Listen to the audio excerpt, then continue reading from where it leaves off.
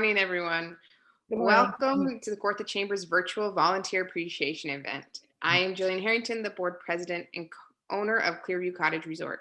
We have invited our volunteers here today to show our appreciation and to express our thanks for all their hard work and commitment throughout the year. We couldn't do this without any of you here, so thank you so much. This year has been a different one, so this event is celebrating you, the volunteers, and the pets that have helped us through.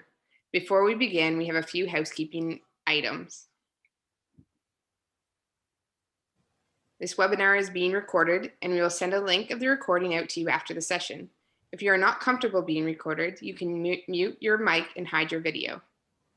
Questions or comments can be submitted in the chat link below. Please mute your mic when you're not speaking. We recommend speaker view. You can set this in the top right corner of your screen. Everyone but the speaker will be muted. Enter any technical difficulties or questions in the chat.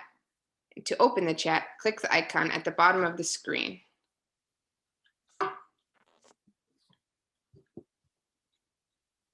We respectfully acknowledge that the Kawartha Chamber of Commerce and Tourism is located on the Treaty 20 Michi-Sagig territory in the traditional territory of the Michi-Sagig and Chippewa nations, collectively known as the Williams Treaties First Nations, which include Curve Lake, Hiawatha, Alderville, Scugog Island, Rama, Busoleil, and Georgina Island First Nations.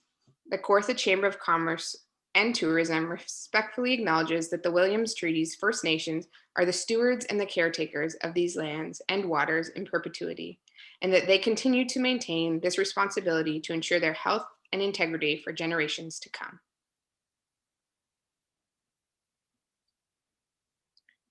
Paws for Appreciation is proudly sponsored by Herod Financial Services and Lynn Woodcroft, sales representative for Royal LePage Frank Real Estate. We thank them both, long-term board members as well. I am now going to invite Lori Rourke, chair of our Human Resources and Governance Committee, to acknowledge our chamber volunteers. Go ahead. Good morning, everyone. On behalf of the board of directors and chamber staff, I would like to extend a sincere thank you to all of our chamber members, those who are here today and those who are unable to attend due to other commitments. We're very appreciative of the time, energy, and skills that you bring to our committees and events. We appreciate all that you do, and we recognize the tremendous amount of hours that you've contributed to the chamber. We couldn't do all that we do without the help of our volunteers. Now I get to list everyone. That's me and Robin. Our volunteers are starting with, here we come the slides. Brian Kingdon, ISL Insurance Brokers. Casey Kidd, community volunteer. Kathy Smith, the Kawartha Butter Tart Factory. Chris Whalen of Whalen's Flooring Center. Cindy Windover of Windover Plumbing.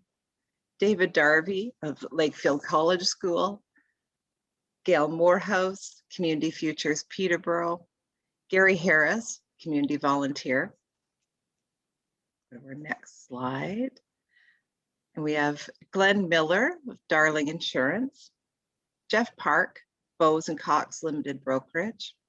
Jillian Harrington, Clearview Cottage Resort. Kellen Sewell of RPM3 Solutions Canada. Kelsey Sewell, community volunteer. Kevin Herod, Herod Financial Services. Lauren Black, Glow Design Studio. Leslie Nunes of Kinetic Therapeutics. Look at all those pens. And me, Lori Rourke from Community Care. Lynn Woodcroft, sales rep, Royal LePage, Frank Real Estate. Mary Brown, sales rep, Bowes and Cox Limited Brokerage, Apsley. Maureen Tavener, sales rep, Remax Eastern Realty. Michael Davidson TD Wealth, private investment advice. Michelle Gay, Garden Style. Mike Corner, Sante Wealth Management, and Mike Walker, Evangelic. And there's more. It takes a team. Scott Matheson, CIBC, Sherry Hockaday, Salon Sorella and Day Spa, Susan Ramy, Camp Kawartha, Tanya Joy Bartlett, New Beginnings Contracting Services, Tanya Cron of Strexer Harrop and Associates, Tracy Logan of Logan Tree Experts, Paul Found, community volunteer, Joanne Dowdell Brown of Psychology. A couple more, Mary Henry of OmniWorks, and Bruce Casey, community volunteer. Thank you, everyone. Thank you. It's amazing the volunteers we have that help us in such a small communities. They all come together. It's incredible. And part of those volunteers that we have spent so much time with the chamber and we don't want to forget, we've invited our past presidents to join us for our volunteer appreciation event today. Without their hard work, we would not be the successful chamber that we are today. We are pleased to welcome the following past presidents who are in attendance today. Maureen Tabner. Thank you, Maureen, for all your hard work. Cindy Windover as well. Mike Walker and Tracy Logan. We're very fortunate that you all still give up your time continually after being president and continuing with the chamber. We've also invited members of local government, so thank you for joining us today. We appreciate the hard work volunteers do. As well, we appreciate and are thankful to the local business owners and organizations that have worked hard this year. Everyone deserves a pat on the back. To show your support, you can now nominate for the Kawartha Chamber Awards of Excellence.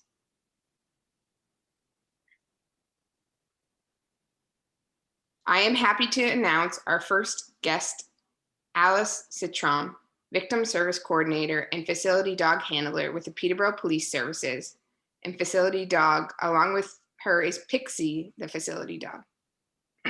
Sorry. Hi, thank you so much for having us. As you can see, this is Pixie. She's our first ever facility dog with the Peterborough Police and our Victim Services Unit. And I think it's so fitting that that we're here today talking about volunteer appreciation, because the reason we are able to have amazing service animals like Pixie working alongside our unit is because of volunteers.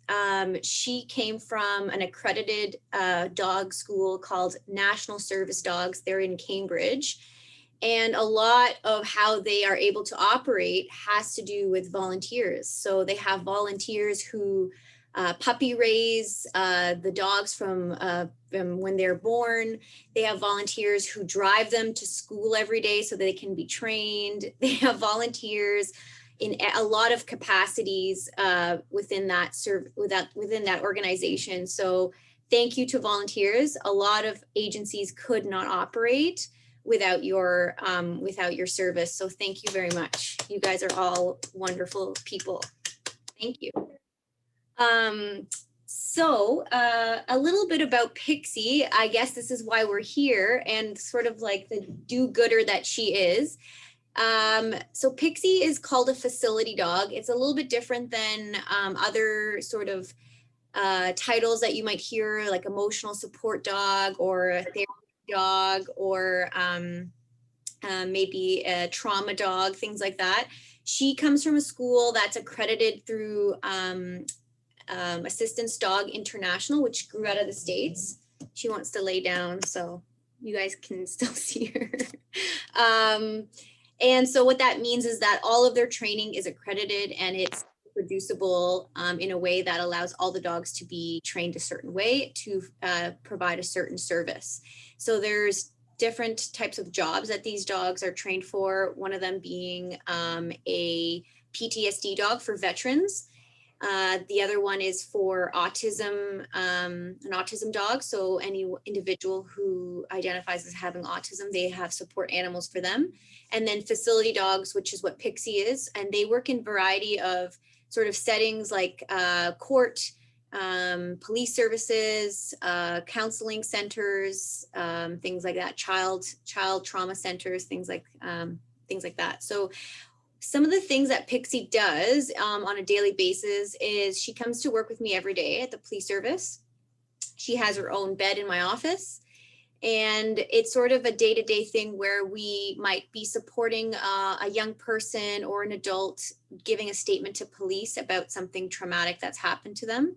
So she actually gets on the couch with the person in our interview room, gets right up to them, snuggles with them, puts her head on their lap. And so it provides that sort of deep pressure contact and therapy for that person when they're reliving their story.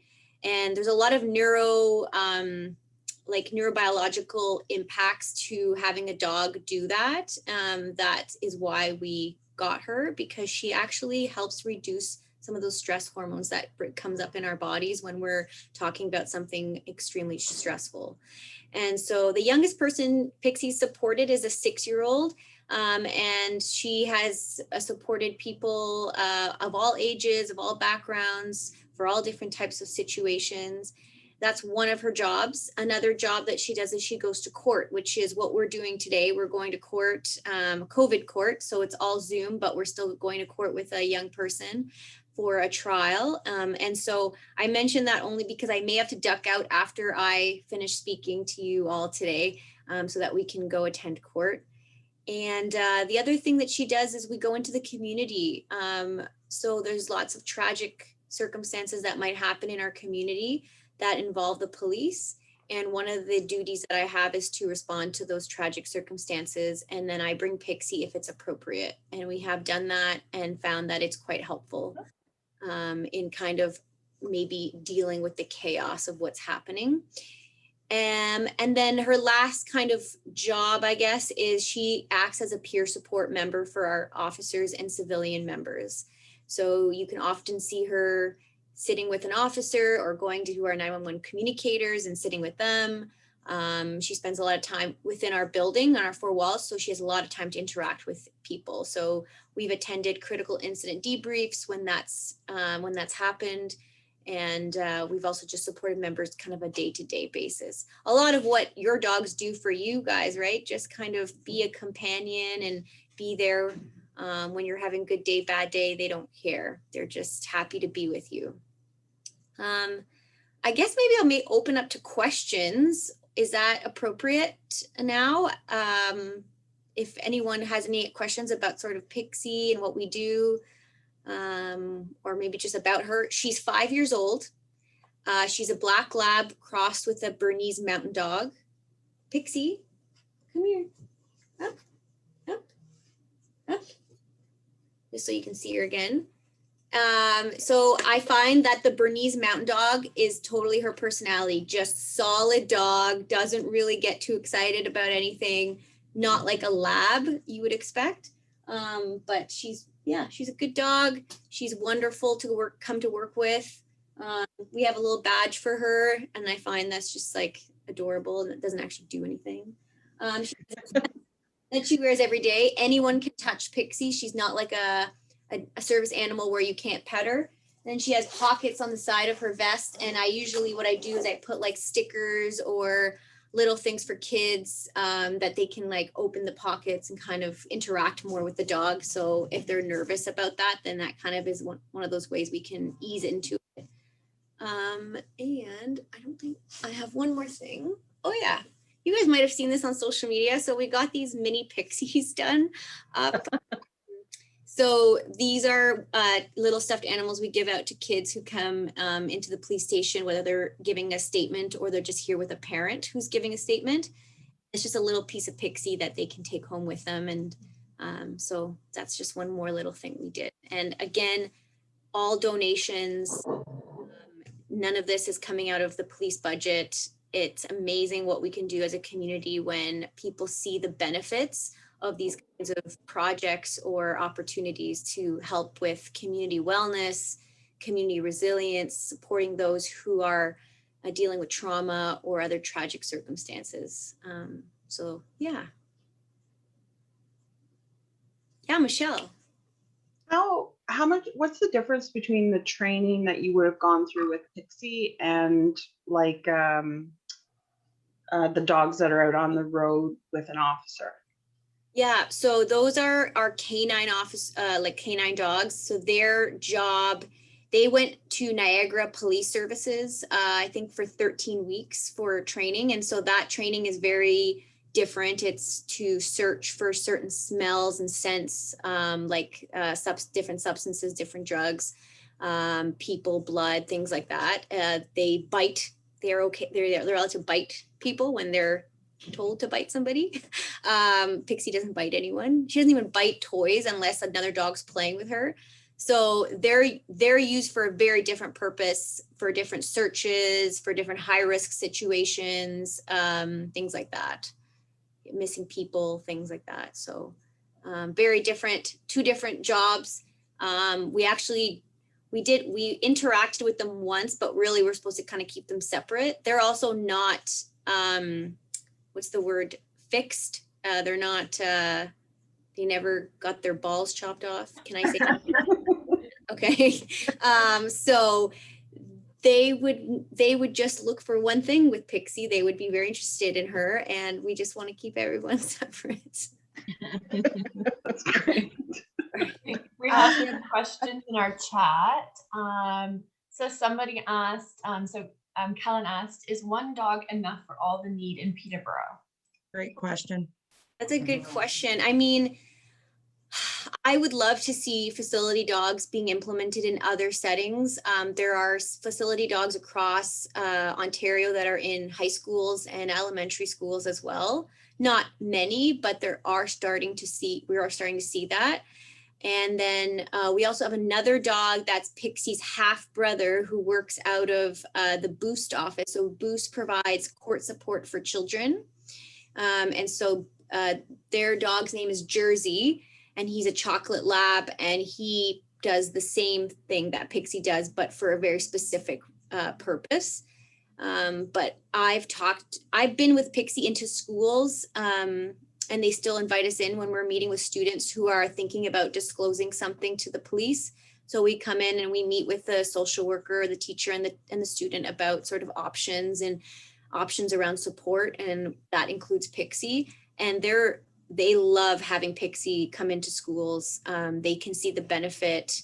I would love to see facility dogs being utilized in more ways because again, and you guys have personally seen the benefits of having a pet and what that can do for mental health and for different things, and just getting outside, exercise, giving you purpose, kind of having another family member to look after. So the more we can do this, the better.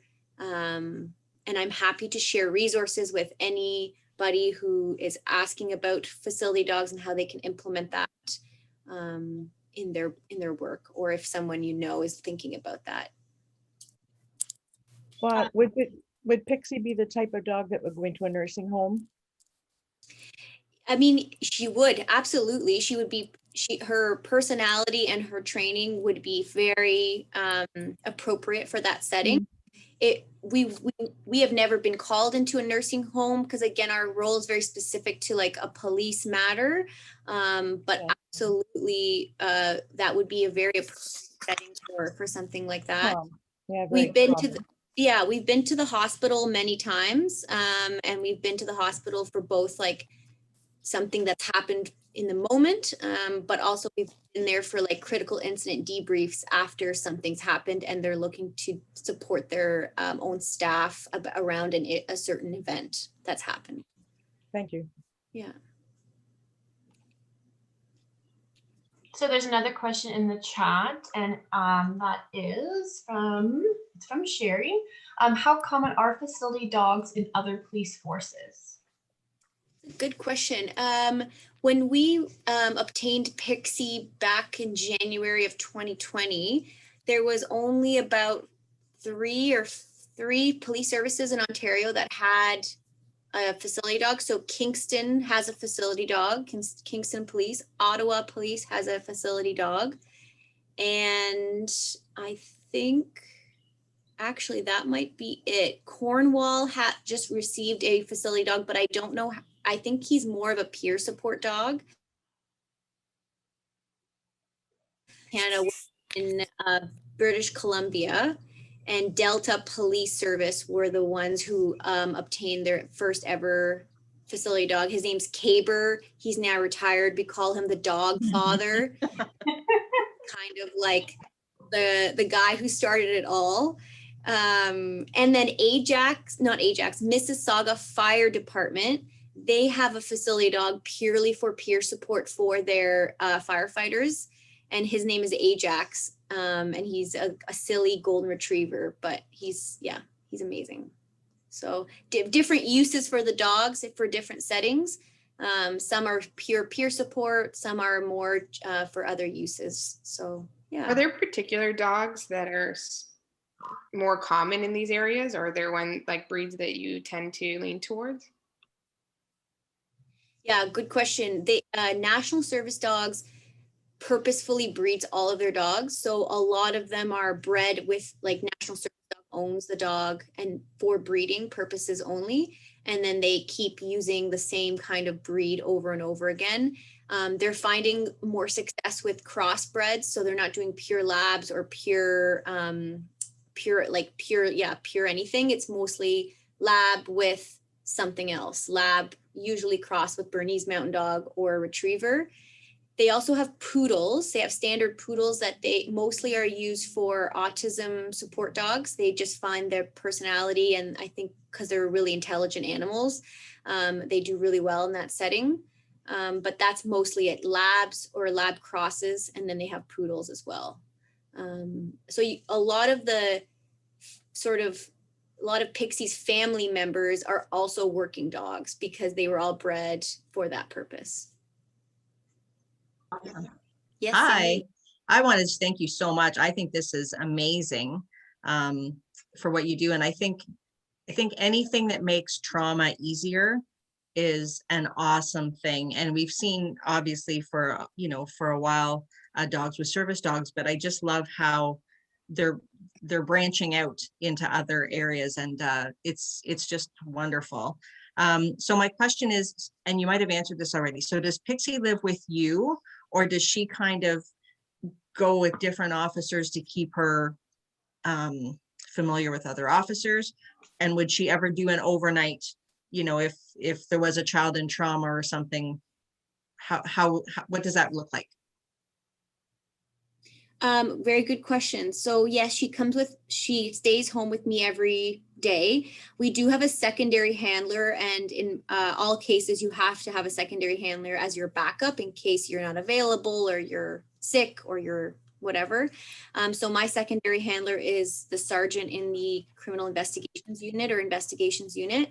And so he is Pixie's secondary handler and often will borrow her for a weekend or for a couple nights. He also has kids. I don't have kids at home. So it's a really just good different setting for her to be around children and be handled by children as well. So we kind of, we'll work together on those things, but primarily with me. And she wouldn't go overnight with anybody. That's purely just around her, her purpose is at work. And just like all of us, we need breaks too and need time away from the work. So one of my duties as her handler is to make sure she stays healthy, but also happy. So that means that I have to walk her during the day. I have to make sure she gets a lot of exercise outside of work, that we have lots of break time. And then when I'm on holidays, she's on holidays because she needs a break too. And we've been lucky through COVID that we can still work and still be coming to work. And so, making sure that she gets breaks as well is part of her wellness. And so, that's why we don't do those things, but. Makes sense. Thank you. And I just want to note, because I know your other presenter is from the Humane Society, and my other dog at home before Pixie came from the Humane Society about 10 years ago. Still happy, healthy. Best decision I ever made in my life was to get a dog from the Humane Society. The love you get back from those dogs is amazing. So I'm very excited that they're opening a new facility. That's amazing. Yeah. That's awesome. Thank you so much. That was amazing. It's so great to hear the different varieties and how to support people, especially in these difficult times. Yeah. So we thank you and Pixie, and you really do some amazing work. We're so happy you could join us today. Thanks, guys. We're going to be off to court now, if that's okay. So I'm going to sign off, and I'm sorry, Sean, I'm not going to be able to hear your presentation, but I will. Alice, before you depart, would we be able to do a quick screenshot to have you in a group photo? Sure. Pixie, we have to take a picture. Come on. She has Instagram, so she's used to this. Okay. Pixie. One moment here. And everyone look at the camera. Okay. I'm going to try this once, and then I'm going to try it. Sorry. Okay. One more. Make sure this works. Okay, ready. And okay, I think that second one was the winner. So we got that, and we can let Pixie and Alice go to court. Thanks, everybody, and have a wonderful day. And thank you for all that you're doing. Thank you. Bye. Wow, that was amazing. So great to hear these different stories of different things available in the community to support us all. Our next speaker is Sean Moray, Executive Director of the Peterborough Humane Society. So Sean, if you can tell us a little bit more about that, that'd be fantastic. Yeah, thanks, Jillian. And good morning. Welcome, everybody. And thank you for all of your support and congratulations on all your hard work. And what a great event just to kind of showcase your appreciation. I personally love the title, obviously, Paws for Appreciation. That brings right into our wheelhouse. I have a couple of special guests that I want to show right off the bat before I jump into my presentation. They just came in. I know mostly everybody is got their dogs in front of them. I want to change the script just because I have to change the script that I have to be equal with dogs and cats. So let me introduce you to a couple of our new friends who are brand new. Oh, We have our beautiful little 12-day-old kittens that have, we had a stray cat come in who was pregnant, and she just had 7 kittens. So this is one of our beautiful babies here. aw. And I'll introduce you to the other one as well. She's got more of a grayish look to her. Hey, saying hello. There we are. There you go. So I think that's only fitting. We've got to obviously showcase that because right now we're just about to get into kitten season here at the Humane Society. As the weather starts getting warmer, we'll start getting busy with that. And yeah, these beautiful little girls are just doing absolutely amazing. So you know, these are 2 of the thousands of animals that we'll have in our care this upcoming year, which is pretty wild. And it just kind of goes to show the work that we do here at the Humane Society, but also for our community. I'm going to share my screen here and jump into a presentation. But as I do that, I really do want to echo, you know, the words that were said before, is that, you know, we kind of classify all animals as service animals. They just have different certifications. You know, obviously, notwithstanding the amazing work that's being done from a victim services standpoint, but also, you know, obviously our canine units, and also you know, we've got the Lions Club that obviously does a support dog program, and then the Seeing Eye Dogs as well through CNIB. Animals themselves are such a huge part of our lives, and I think, obviously, notwithstanding, and part of the reason why I'm here today to kind of celebrate the Paws for Appreciation aspect is really just to celebrate the animals within our lives and what they've done for us. Most recently, I mean, they're always part of our incredible lives, but most recently what they've been doing for us over the past, you know, over this past year and a half, obviously with COVID and everybody being locked up at home. You know, the bond between humans and animals is absolutely remarkable. And I think that's something that's really shone through this past through the start of this pandemic, and something that we've really harnessed.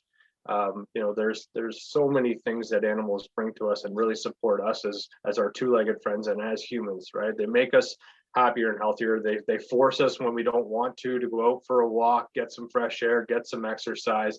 They improve our mental health, whether it's whether we're suffering from tough days, obviously due to the pandemic, but just generally in tough days. That's the one person in your life that will always be happy to see you and always want to give you unconditional love.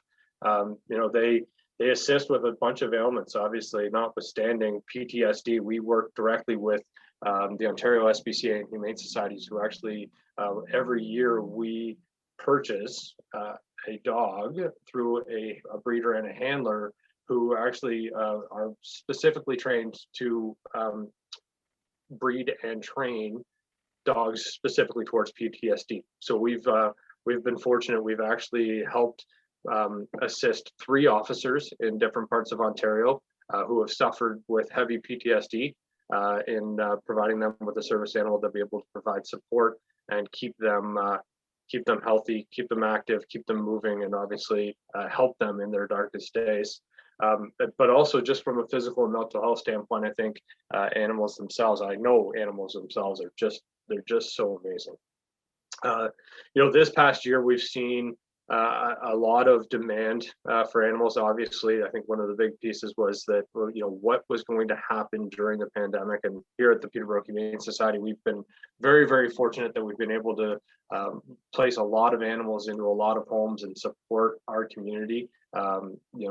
An outward community with giving somebody not only a companion throughout the pandemic, but a companion for life, and that's rung true not only today but every single day that we're in operation here, and also just what they are able to do for us on many different fronts. They give us confidence. They allow us to be our best selves.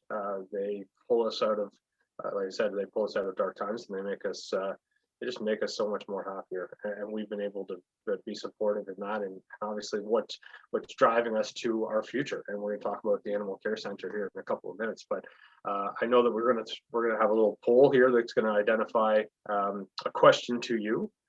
So how many adoptions do you think PHS facilitated in 2020, knowing that we had a pandemic here?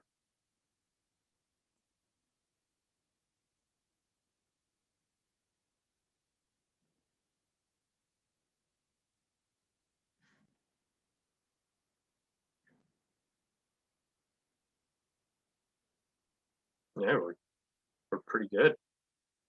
Really good, actually. So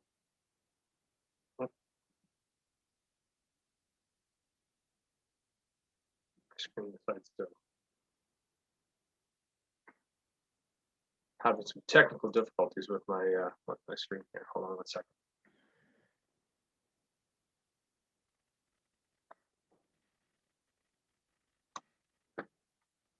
Anyways, so the poll questions were about right. We had just over 500. I think it was about 586 animals that were adopted from PHS this past year alone. Yeah, which was absolutely fantastic. It was actually a little bit lower than years past, and part of that was less animals came into the Humane Society as a general, just because well, on a bunch of different fronts, there was less opportunities to do transfers with other communities. So we've done a lot of transfers for remote and First Nation communities that we've been able to provide support to, where there is animals that are suffering from overpopulation, and then also.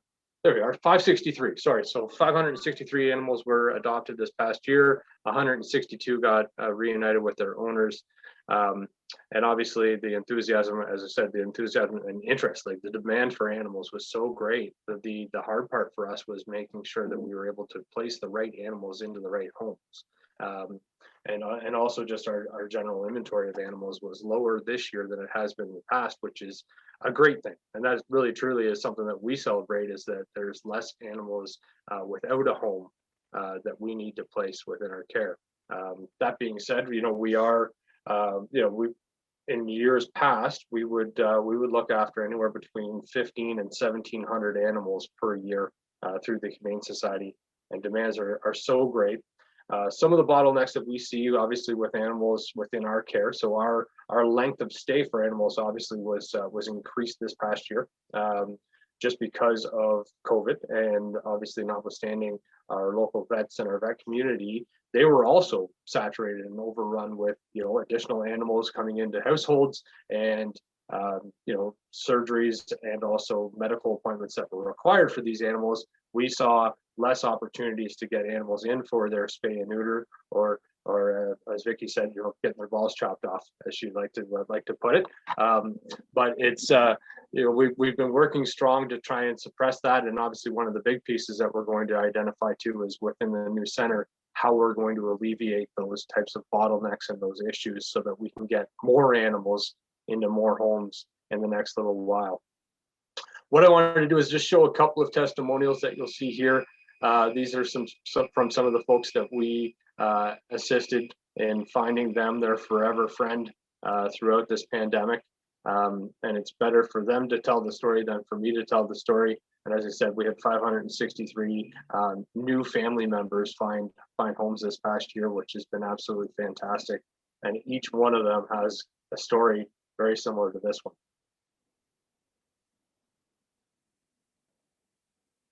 There's another one for you there. It kind of showcases the animals within our care.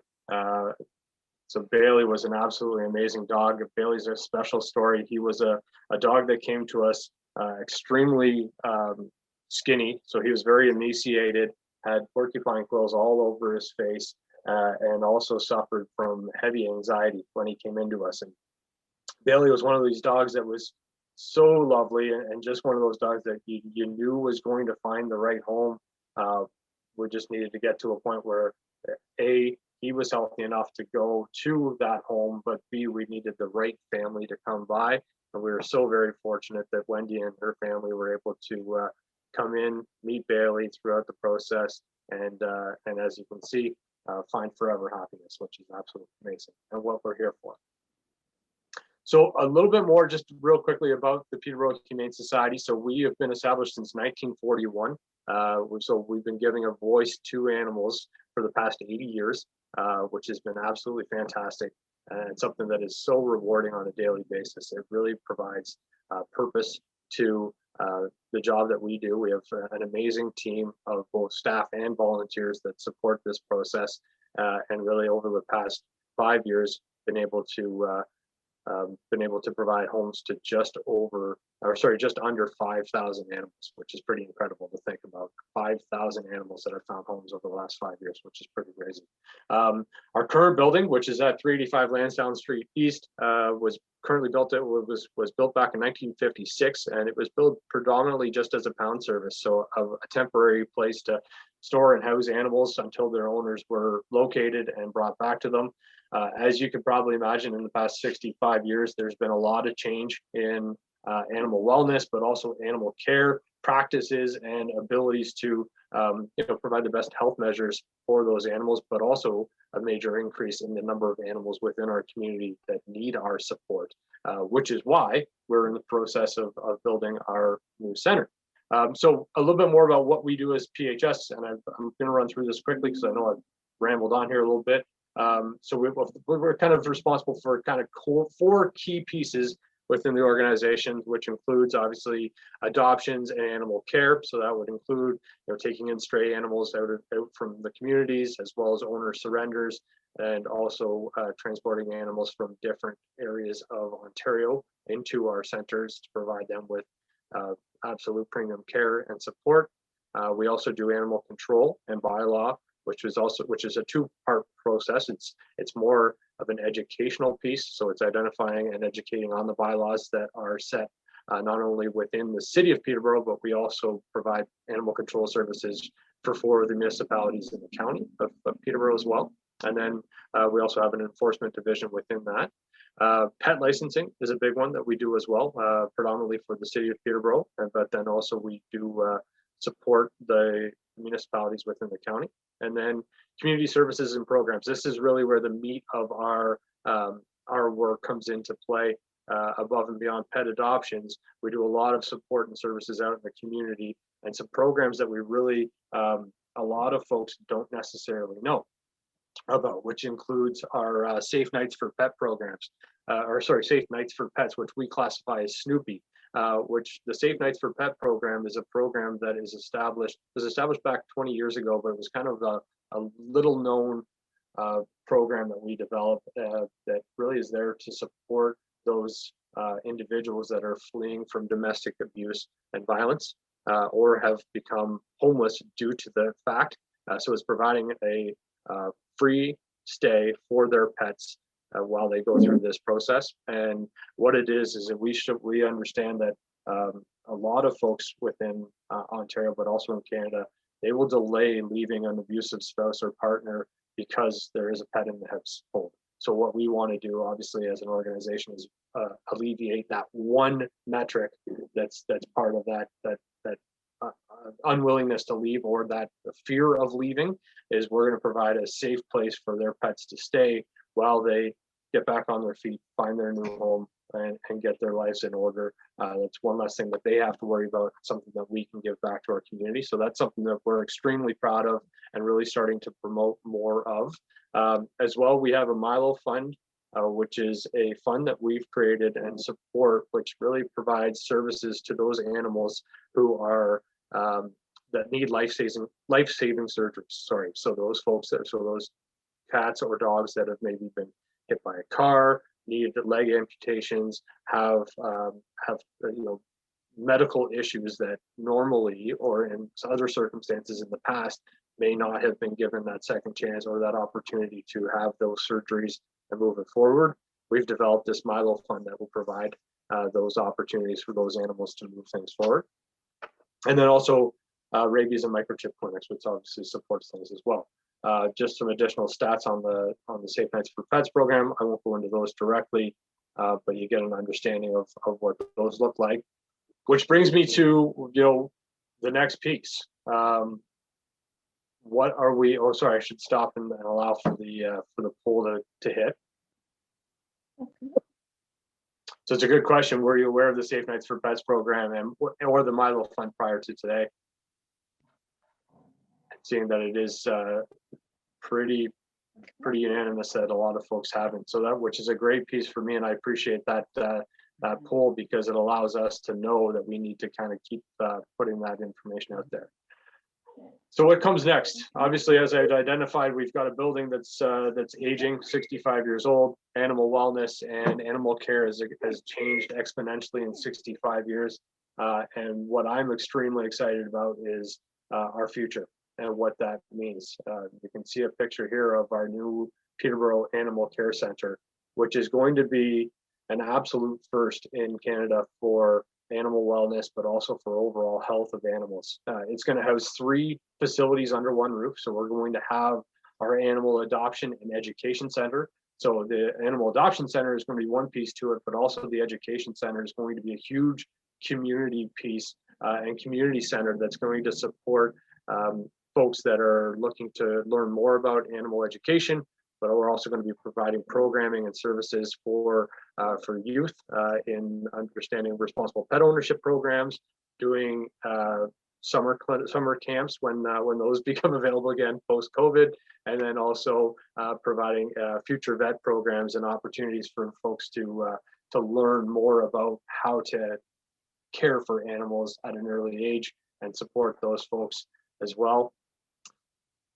Let's see if there's some additional pictures here. But those are predominantly, that's what our animal care center is going to be for. So the humane education and animal adoption center. And we're also going to have a high volume spay neuter clinic. So as I identified a little bit earlier, our backlog and our kind of bottleneck with regards to the ability to get more animals into homes is really and truly spay neuter and having their animals spayed and neutered prior to going home into a loving home. So we're actually going to be hosting a high volume spay neuter clinic within the center, which is going to be amazing. We're going to be able to serve up to 5,000 animals per year through the spay neuter clinic. And what it is, it's a high volume clinic that's going to service our community, so the county of Peterborough, but it's also going to expand into areas that are in need of additional spay neuter services. So those folks that can't necessarily afford it with a local vet, a lot of folks that don't have a vet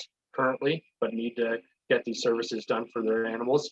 And also other remote communities are going to utilize our services as well. We've got a big plan that's associated with that. As I said, our goal is to spay and neuter 5,000 animals per year within this center. And then last but not least, which is going to put us on the map even greater, is that we're going to have the first of its kind in Canada, a provincial dog rehabilitation center right in our center here in Peterborough, which is going to be a gold standard with regards to care. So what that's going to do, it's going to be run through the Ontario SPCA and Humane Society in conjunction with us, and it's going to provide animals who have come from either neglect or cruelty or have never been in a home before through remote communities, and really providing that physical as well as emotional and behavioral rehab to get them set and ready and get them ready to go for their second lease on life and find them a forever home. So something that we're really excited about. Obviously, as I identified, animal wellness and animal welfare have changed exponentially these number of years. We've been the voice for animals for the past 80 years, and we're so excited about the opportunity to be that voice for animals for the next 80 years within our new center and the services that we're going to be able to provide. It's an exciting time for animal wellness. We are definitely we're definitely a sector that's growing. The needs and the demands for the services that we're providing is continuing to grow, and we're just so excited about the opportunities to provide those forever friends and those forever family members into the loving homes through the services that we do, but also through the support that's provided through our community.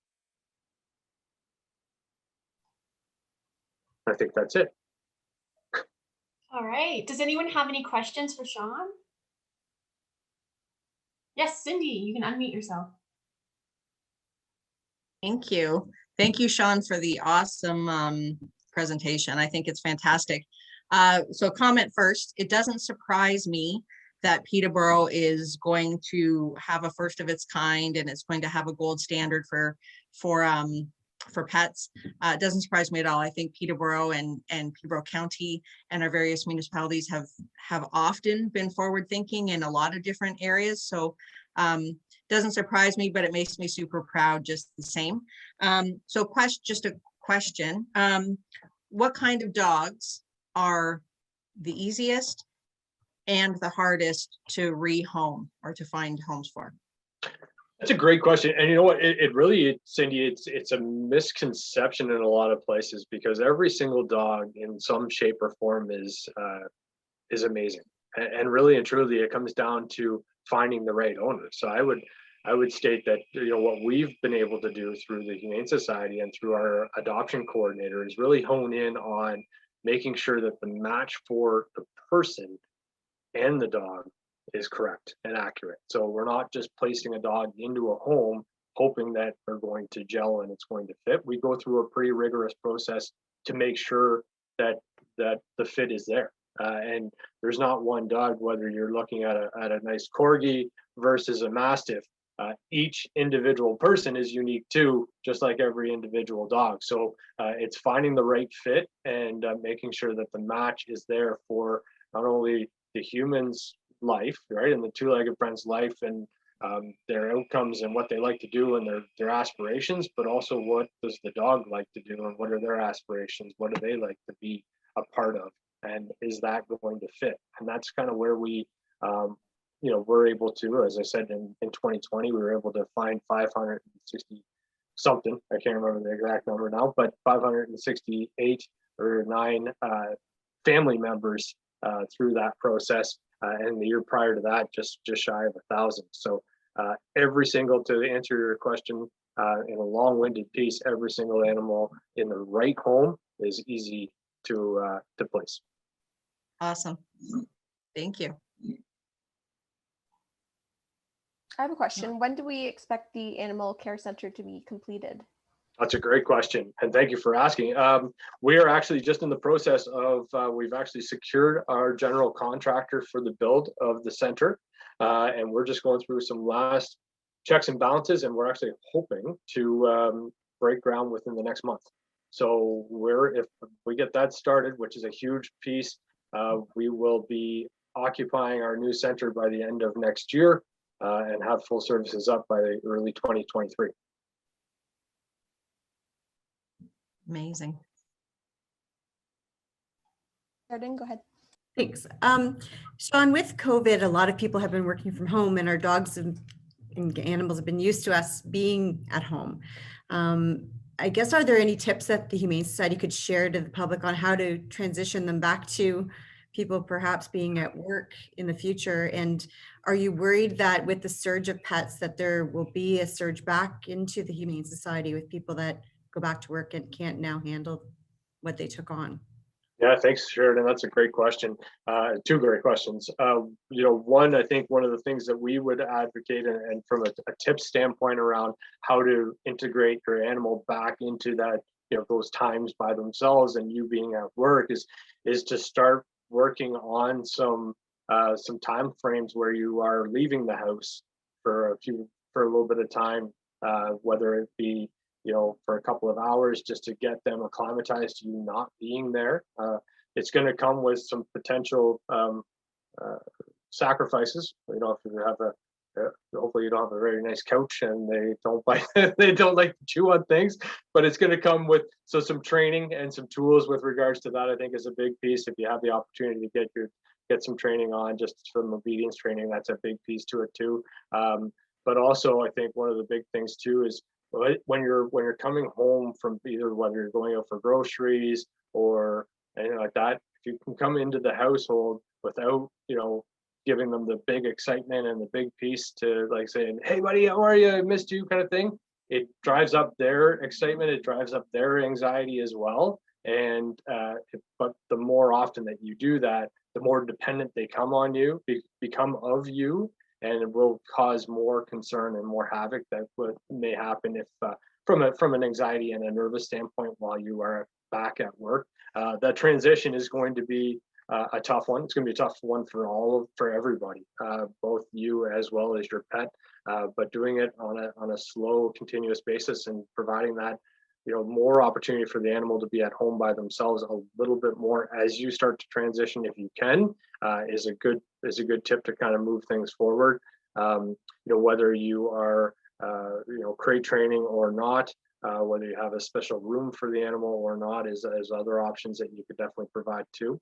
And to your second question, yes, there's no way to get around it. Is there a concern that there's going to be this surge in the other direction when we get out of COVID?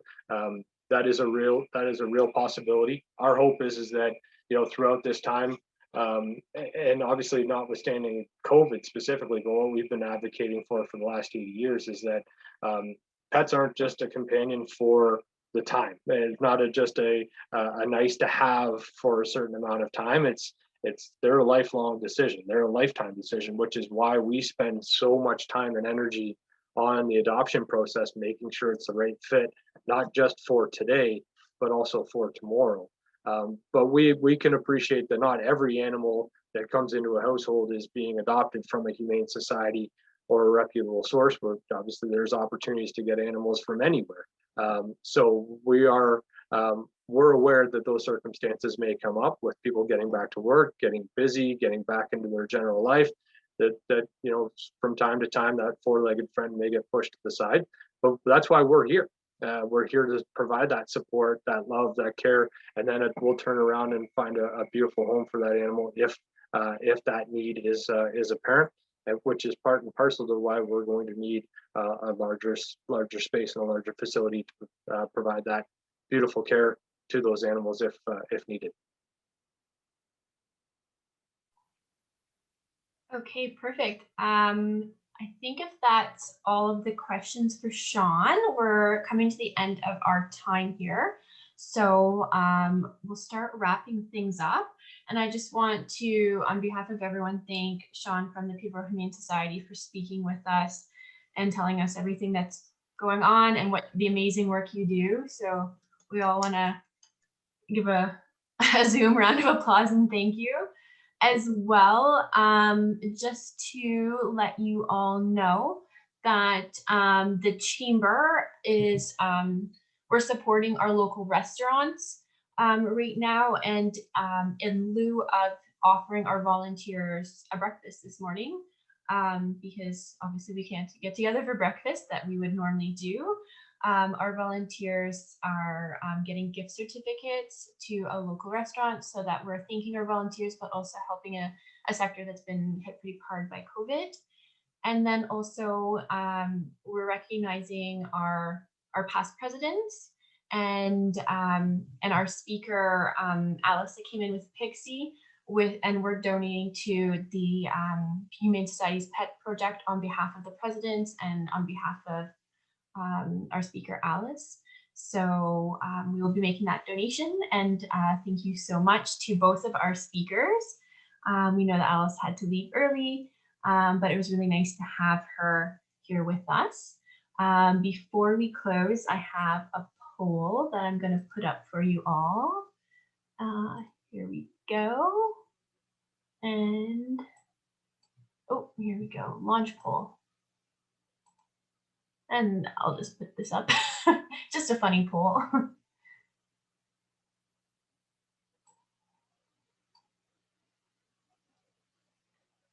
All right, so how has your pet helped you get through this last year? Or has your pet helped you? And